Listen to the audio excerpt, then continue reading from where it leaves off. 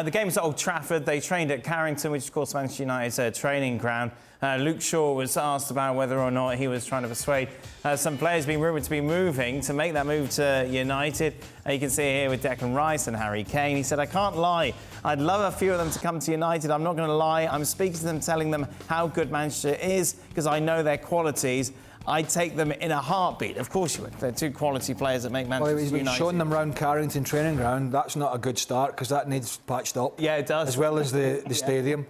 But yeah, I mean, Don knows when we were in the international squads, you're always talking to your colleagues about. You talk about it quite openly. Well, I don't remember going around saying, "No, do you want to come to Celtic?" But I think players. No, I know players discuss the scenarios or what's happening at the club. Well, why wouldn't you?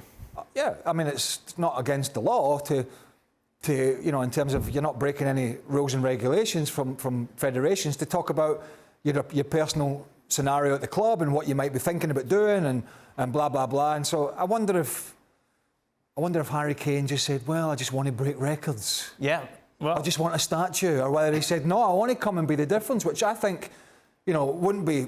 He wouldn't be the only player Man United would need, but as we've discussed on the show, boy, a player like Kane would make a huge difference in just shortening that gap to Manchester City. There's no doubt about that. Don, you played for 17 different clubs. Did you ever speak to people on international duty about prospective moves?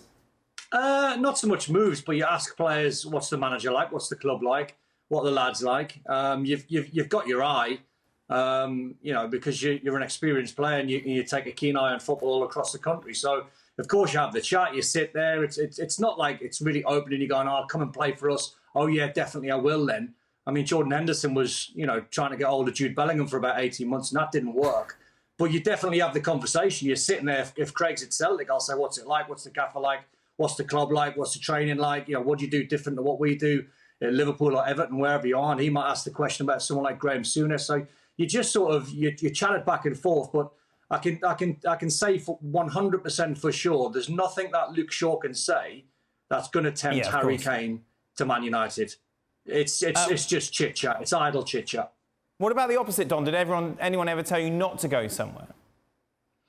No, I tell you who done me a massive favour. It's slightly different. When I was at Sunderland, I was leaving Sunderland, and I could have went to Glasgow Rangers with Dick Advocaat when he was the manager in the Champions League, or West Ham's second spell.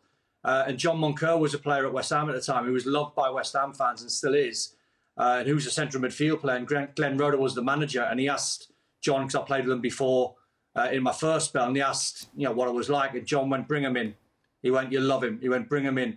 And Glenn signed me for £5 million, which then put John out the team. So he knew exactly what he was doing. He was very selfless by saying to the manager, "Yeah, you got to bring him in. He's a good lad, good player." He could easily have said, "Oh, don't sign him. Sign someone else, or don't sign anyone." He might have said that anyway, Don. But John was amazing because but John cost himself the position. So it takes a big man to do that.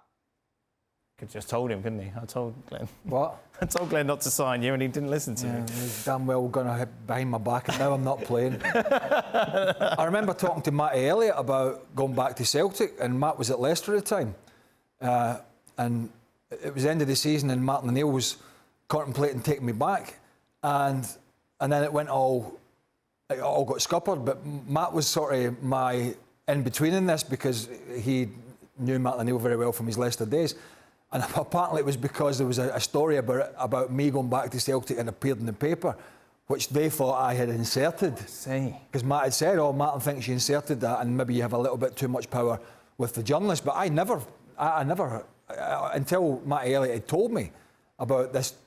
But Martin possibly take me back. I never even knew about it. So things like that happen. You talk to players, you talk about managers, and it goes on. I mean, Declan Rice, for example, who is a player who is going to move, potentially to Arsenal, possibly not though, is definitely a player who, and somebody laughed at me, and I know many people often do, but somebody laughed at me when I suggested that when Sergio Busquets was leaving Barcelona, that Declan Rice was more than good enough to go in there, and people sort of scoffed at that, and I'm like, you don't know how good this guy is. And I think he is definitely a needle mover. There is no doubt about that. And I think Arsenal are going to go out all guns blazing for him. And whether Man United do or not remains to be seen. But he's proven himself to be a heck of a holding midfielder. Well, thank you very much for watching ESPN on YouTube. For more sports highlights and analysis, be sure to download the ESPN app. And for live streaming, premium content, and let's not forget as well, ESPN FC 7 days a week. Subscribe to ESPN Plus.